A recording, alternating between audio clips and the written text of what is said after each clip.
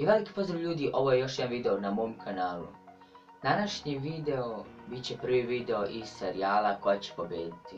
Naime, ovaj video snimam odmah poslije onog jučerašnjeg obavještajnog videa, kao što sam to i jučer bio rekao. Sada vam objasnim o čemu se radi u ovom serijalu.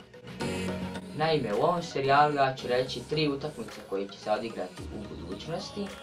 Vi u komentarima treba da pogodite da li će biti pobjeda domaćina, pobjeda gostiju ili neriješeno. Znači, sad kako ćete pisati u komentarima?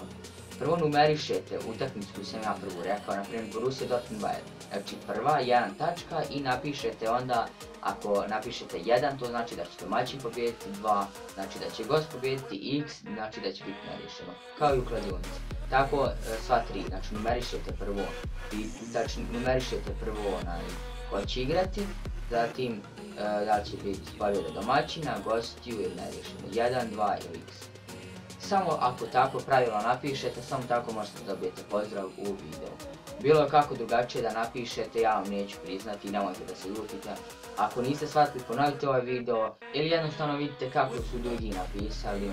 Tako da, eto, i također imate 24 sata da napišete u komentarima. Posljednji komentar koji priznajem dobija srce, znači to samo znači da sve do tog komentara gledam. I ko pogodi sva 3 para, on dobija pozdrav.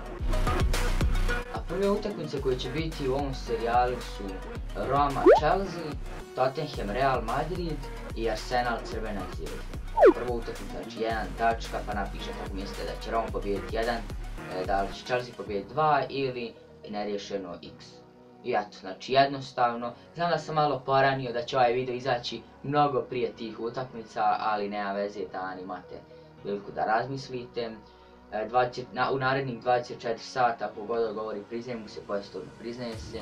Nadam se da ste shvatili kako da pišete u komentarima, tako da nadam se da će neko barem pogoditi i želim vam svu sreću, a mi se vidimo u nekom od narednih videa. Pozdrav!